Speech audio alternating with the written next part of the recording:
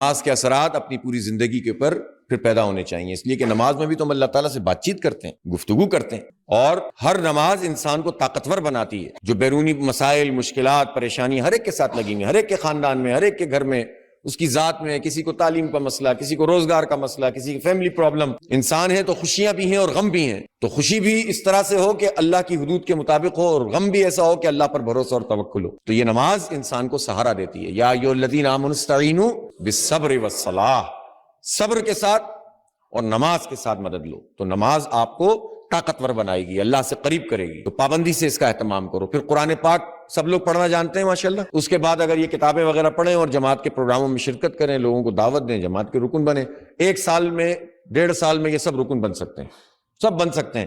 نہیں بنیں گے تو پھر اس کی ذمہ داری ہے کہ جو ان کے ساتھ رابطہ نہیں کرے گا، تو سب آگے بڑھ کر جماعت کے رکن بھی بنیں اور جماعت کی تمام ذمہ داریوں کو بھی سنبھالیں اور اس پیغام کو عام کریں، اور زیادہ سے زیادہ نوجوانوں کو اپنے ساتھ شامل کریں۔ پھر ہم صرف یہ نہیں کہتے کہ آپ صرف درس قرآن کا کام کریں یا فہم قرآن کا، آپ اسپورٹس کے کام کریں، اس میں کوئی بھی اسپورٹس غلط نہیں ہے، خاص طور پر فزیکل جس میں ایکٹیویٹی ہے وہ تو غلط ہو ہی نہیں سکتا، لیکن یہ ہے کہ کوئی بھی چیز جو خدا سے غافل کر دے وہ غلط ہو جاتی ہے۔ اصول یہ ہے، تو آپ کرکٹ کھیلیں اور خوب کھیلیں لیکن دین سے غافل نہ ہوں، تو پھر یہ اور زیادہ جو ہے وہ آپ کے لیے اچھی ہو جائے گی۔ اچھے لوگوں کے ساتھ رہیں۔ اس میں جو اہم بات ہے، جماعت اسلامی اور دوسری پارٹیوں میں ایک فرق ہوگا، اور وہ یہ کہ آپ کا اخلاق اور آپ کا کردار، وہ آپ کی دعوت بننا چاہیے۔ ہوتا یہ ہے کہ بعض اوقات سیاسی مخالفت میں جس لینگویج میں دوسرا بات کر رہا ہوتا ہے ہم بھی اسی میں بات کرنا شروع کر دیتے، تو وہ وقتی طور پر تو آپ کو سکون مل جائے گا، لیکن یہ اچھا نہیں ہے۔ ہمارا اپنا ایک معیار ہے، ہمارا اپنا ایک اخلاق ہے، ہماری اپنی ایک زبان ہے، ہم اس کے اوپر کمپرومائز نہ کریں۔ کوئی گالی دیتا ہے تو آپ اچھی طرح بات، دلیل پوری ہونی چاہیے، لیکن گالی کا جواب گالی سے نہیں دیں گے۔ دعوت کے میدان میں یہ کام بہت خطرناک ہوتا ہے۔ تو ادعو الی سبیل ربک بالحکمۃ والموعظۃ الحسنۃ وجادلھم باللتی ہی احسن،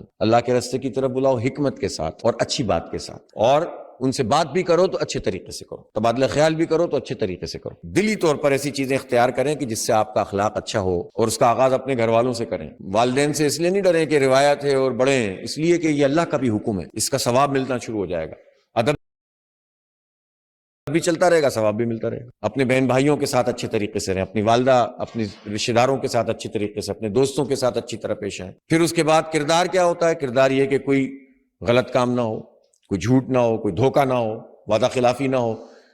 تو بعض اوقات آدمی کو کہنے کی ضرورت نہیں پڑتی، اس کا کردار اس کی دعوت بن جاتا ہے، جس کو دیکھ کر لوگ اس کے قریب آنا شروع ہو جاتے ہیں۔ اور یہی نبی اکرم صلی اللہ علیہ وسلم کا بھی طریقہ تھا کہ آپ کے کردار سے لوگ متاثر ہوتے تھے، گفتار سے تو ہوتے ہی تھے۔ تو نماز، قرآن پاک اور اس کے ساتھ اخلاق اور کردار اور فعالیت اور ایک منظم طریقے سے جد و جہد، انشاءاللہ تعالی آپ کے علاقے میں جماعت اسلامی پہلے بھی بہت بڑی قوت ہے، اس سے کہیں زیادہ بڑی قوت بنے گی انشاءاللہ، اور آپ جو ہے وہ بھرپور طریقے سے ان ساری چیزوں کو لے کر آگے بڑھیں گے۔